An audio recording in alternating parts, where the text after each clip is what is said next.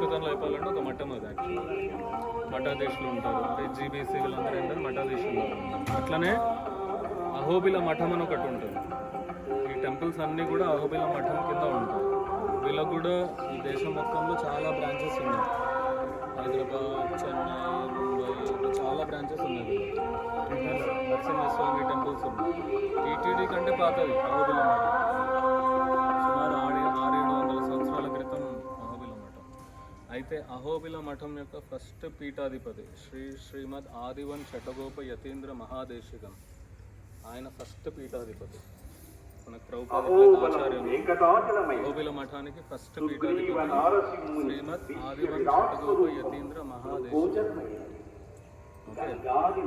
ఆయన శిష్యుడే అన్నమాచార్య. చూడండి, మీకు ఎంతమందికి తెలుసు అన్నమాచార్య వెంకటేశ్వర స్వామి మీద